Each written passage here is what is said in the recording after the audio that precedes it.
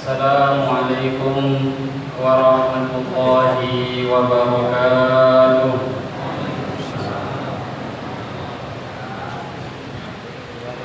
Innal hamdalillah nahmaduhu wa nasta'inuhu wa nastaghfiruhu wa nu'minu bihi wa natawakkalu 'alaihi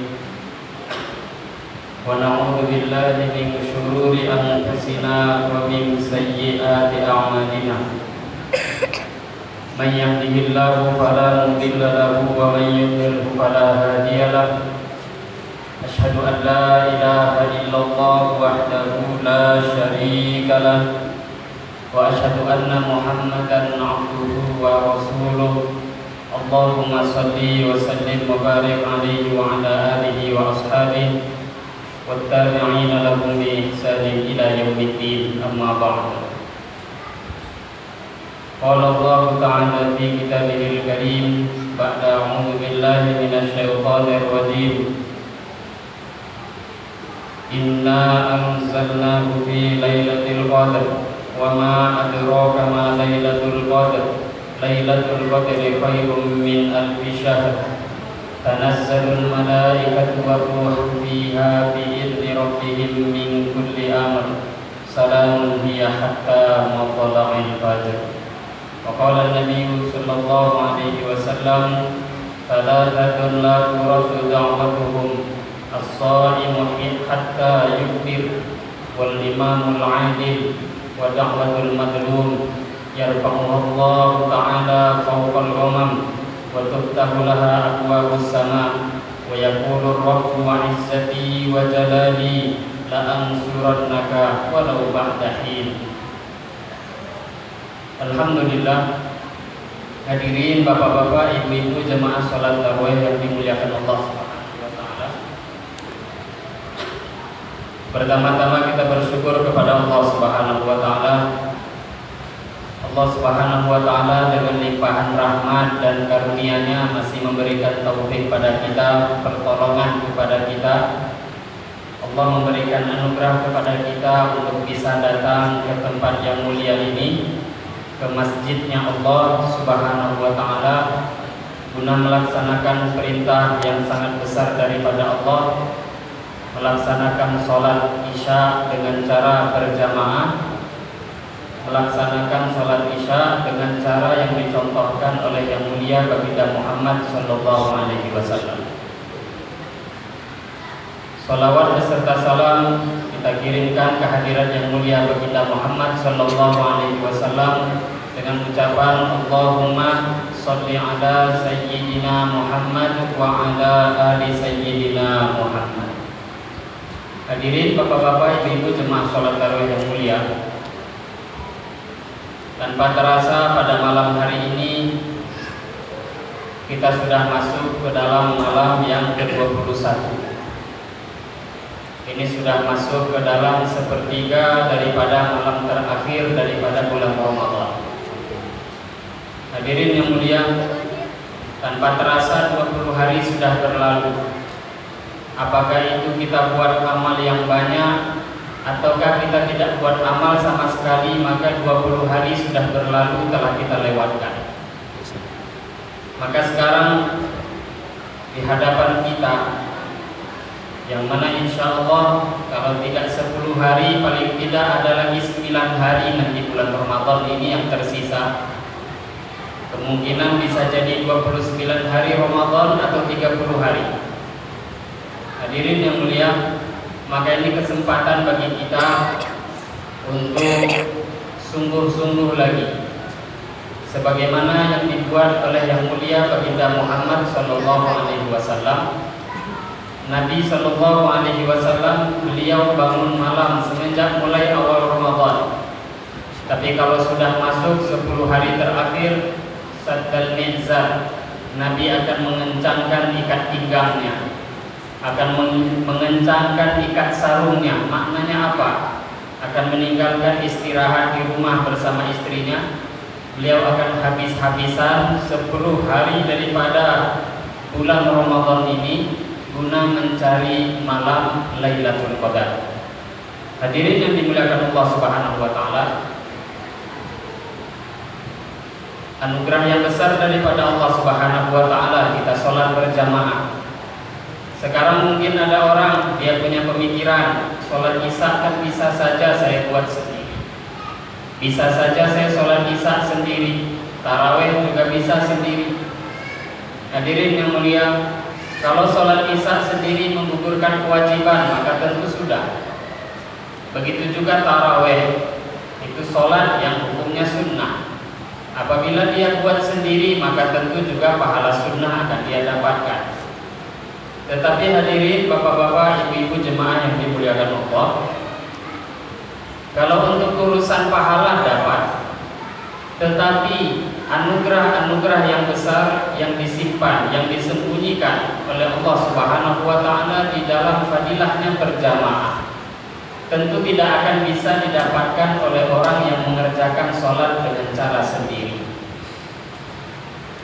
Nabi Shallallahu Alaihi Wasallam dalam satu hadis Nabi bersabda, kata Nabi Shallallahu Alaihi Wasallam mengenai sholat berjamaah, idza qala al-imam ghairil maghdubi 'alaihim waladdallin faqulu amin. Man wafaqa qawluhu qawlan malaika ghufira lahu ma taqaddama min dhanbi. Nabi Shallallahu Alaihi Wasallam bersabda, kata Nabi Shallallahu Alaihi Wasallam mengenai sholat berjamaah, apabila imam yang memimpin sholat, imam apabila sudah membaca ghairil maghdubi 'alaihim waladdallin, maka kata Nabi faqulu amin, ucapkanlah oleh kalian amin.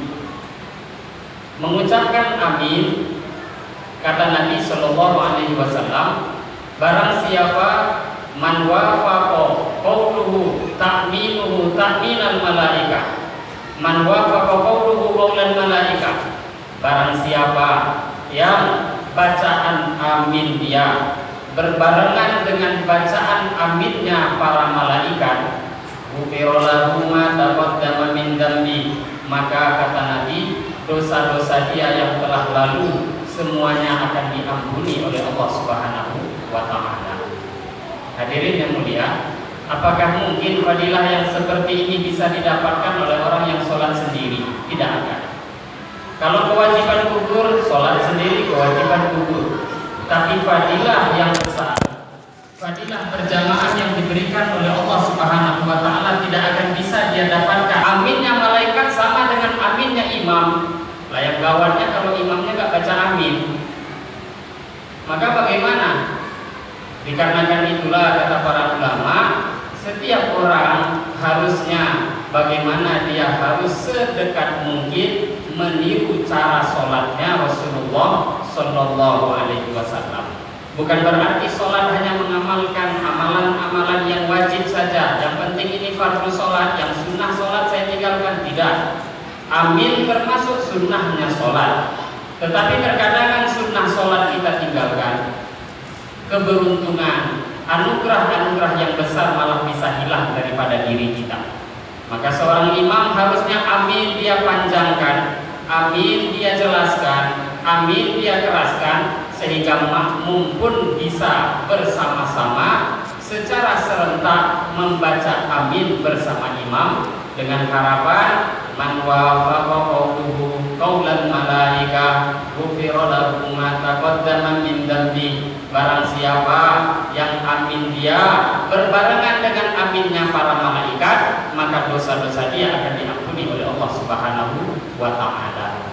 Hadirin yang mulia, pada malam hari ini kita akan sedikit membahas tentang bagaimana dikabulkannya doa oleh Allah bagi orang yang berpuasa.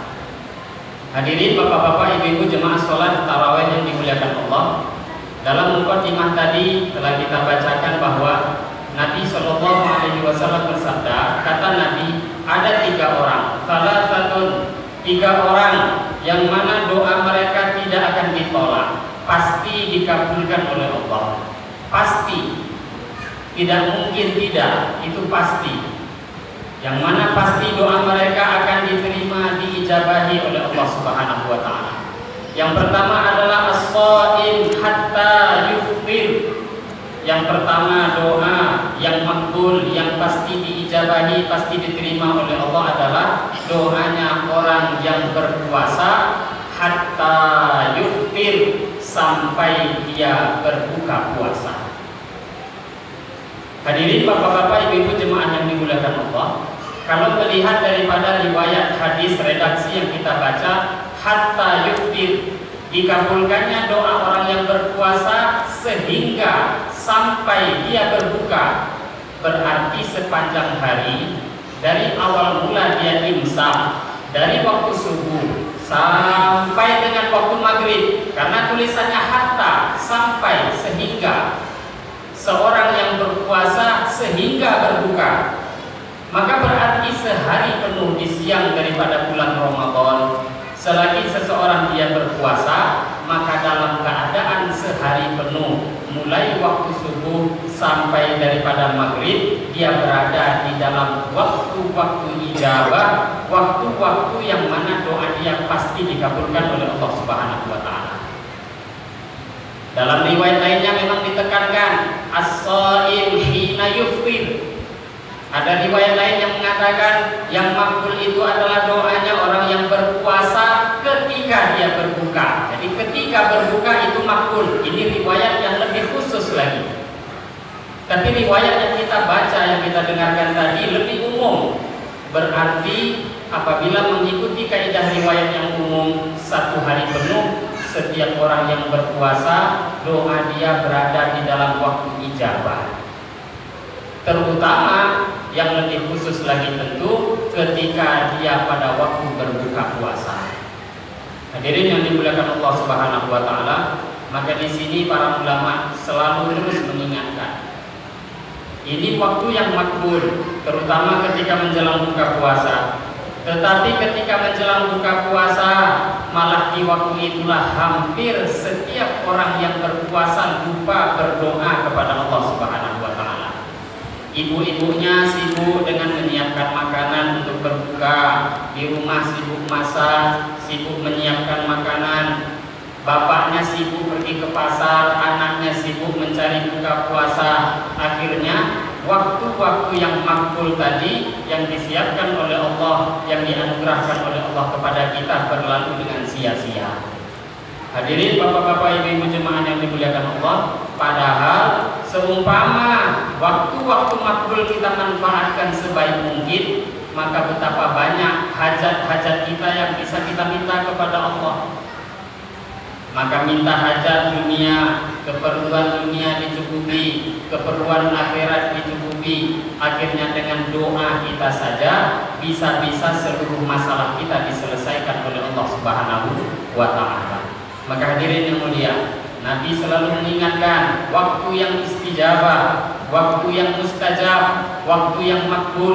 Di antaranya yang harus kita perhatikan adalah waktu di antara ketika seseorang dia berpuasa sampai dia berbuka. Apalagi mengikuti riwayat yang lebih khusus menerangkan yang makbul itu adalah ketika seseorang pada waktu dia berbuka puasa.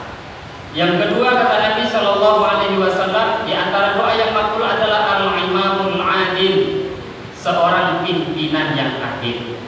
Hadirin yang mulia, kenapa pimpinan yang adil doanya bisa makbul? Karena hampir kebanyakan seseorang kalau sudah menjadi pimpinan, maka sifat adil itu sulit mereka kerjakan di dalam kehidupan mereka. Hampir sulit. Karena sulit itulah anugerah yang besar Allah berikan. Karena sulit itulah anugerah yang besar Allah berikan kepada para pimpinan, para imam, para pimpinan, apapun dia, dimanapun keadaannya. Pimpinan satu kabupaten, pimpinan satu provinsi, apalagi pimpinan satu negara. Bahkan dia mungkin pimpinan di satu tempat yang kecil. Apabila dia adil dengan orang yang berada di bawahan dia, maka doa-doa dia pun akan dijadikan makbul oleh Allah Subhanahu wa Ta'ala. Hadirin yang mulia, yang ketiga kata Nabi Shallallahu Alaihi Wasallam, doa yang pasti juga akan diterima, tidak akan ditolak oleh Allah. Da'watul mazlum, doanya orang yang dizalimi. Hadirin yang mulia, satu kali Nabi bersabda, "Ittaqi da'watal mazlum fa innahu laisa bainahu wa bainallahi hijab." Kata Nabi, takutlah kalian dengan doanya orang yang dizolimi. Karena apa? Karena tidak ada jarak antara dia dengan Allah Subhanahu wa taala. Maka sampai di dalam kitab-kitab sejarah ditulis, kenapa pada waktu Islam itu zaman dahulu dihancurkan oleh pasukan barbar orang Mongol, tentara Mongol, sampai tidak ada satu jengkal pun kecuali di sana bergelimpangan mayat orang Islam. Islam dikalahkan, dihancurkan oleh orang kafir pada waktu itu oleh pasukan barbar. Apa penyebabnya? Kata para ulama, penyebabnya adalah orang Islam pada waktu itu berlaku zalim kepada orang kafir. Sampai diceritakan ada satu orang perempuan tua, orang kafir, dizolimi pada waktu itu oleh orang-orang Islam. Maka perempuan tua yang kafir ini pun berdoa, "Kalian orang Islam telah berlaku zalim kepada kami." Maka dia mengangkat tangannya, "Aku meminta kepada Tuhannya orang Islam, hancurkanlah orang Islam sekarang juga." Maka tidak berapa lama kemudian pasukan Mongol datang, orang-orang Islam itu dihancurkan oleh Allah. Hadirin yang mulia, maka sebenarnya kehancuran daripada umat Islam ini terkadang itu datang dikarenakan perbuatan orang Islam itu sendiri. Apabila umat Islam ini zalim, kita berlaku zalim, maka pertolongan Allah tidak akan datang. Orang yang kafir sekalipun kalau dia dizolimi, bisa-bisa doanya itu dikabulkan oleh Allah. Maka di sini satu pelajaran yang besar bagi kita, sebenarnya makbulnya satu doa tidak ada hubungan dengan kesolehan seseorang secara 100%. Orang soleh, seorang ulama, mungkin doanya itu makbul, tapi bukan berarti orang itu doa makbul kemudian kita pastikan dia menjadi orang soleh, tidak. Kenapa bisa begitu? Para ulama menyampaikan, termasuk doa yang pernah dikabulkan oleh Allah, di antaranya adalah doanya iblis laknatullah alaih. Iblis minta pada Allah ketika diturunkan daripada sorga, maka iblis minta, "Ya Allah, aku minta kepada Engkau panjangkan umurku sampai hari kiamat." Ini doa. Panjangkan umurku sampai hari kiamat. Maka kata Allah, "Ya, ini dalam Al-Quran, akan aku izinkan engkau umur panjang sampai hari kiamat." Iblis pun doanya dikabulkan oleh Allah. Maka hadirin yang mulia, maka doa-doa bisa saja seseorang terkadang dalam kondisi dia tidak taat, doanya makbul. Kebanyakan orang yang taat doanya makbul. Tetapi kalau orang taat doanya makbul, satu anugerah daripada Allah.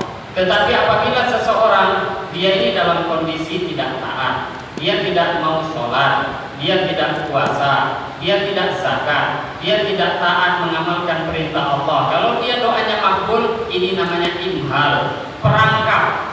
Innama numli lahum liyazdadu ithma. Kata Allah, orang-orang kafir terkadang doanya makbul juga. Orang kafir kadang hidupnya enak. Orang yang tidak taat terkadang rezekinya berlimpah. Kenapa?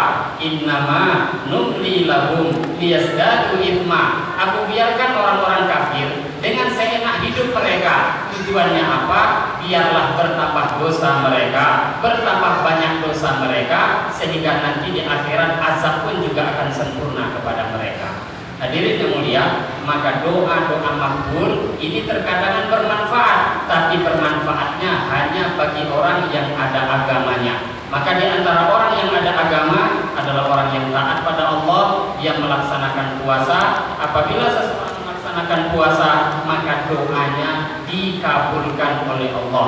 Maka bagaimana kita manfaatkan? Jangan sampai kita sia-siakan orang yang berpuasa doa makbul. Maka bagi diri kita, terutama mungkin bagi para wanita, ibu-ibu, kita menjaga lisan kita.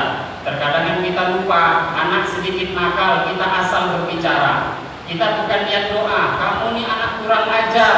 Padahal ternyata waktu itu waktu makbul, tahu-tahu anaknya langsung berubah menjadi kurang ajar. Kenapa? Ini doa daripada ibu tanpa dia sadari. Doa makbul ada di sepenuh hari di siang Ramadan, maka jaga lisan kita. Kalaupun berdoa, mengucapkan satu kata, maka mengucapkanlah perkataan yang mengandung manfaat. Berdoalah manfaat dunia, manfaat akhirat bagi diri kita, sehingga keberuntungan yang banyak bisa kita dapatkan pada bulan Ramadan ini. Alhamdulillah, itu saja yang bisa kita sampaikan, kita mudzakarahkan pada malam hari ini. Semoga 10 hari yang terakhir bulan Ramadan bisa kita maksimalkan semaksimal mungkin, sehingga kita diberikan anugerah oleh Allah untuk berjumpa dengan malam Lailatul Qadar.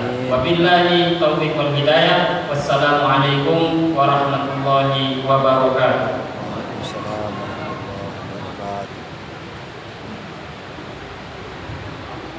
Terima kasih kita ucapkan kepada Ustaz Maulana Ahmad Farhan yang telah menyampaikan tausiah pada malam hari ini. Semoga apa yang Ustaz sampaikan tadi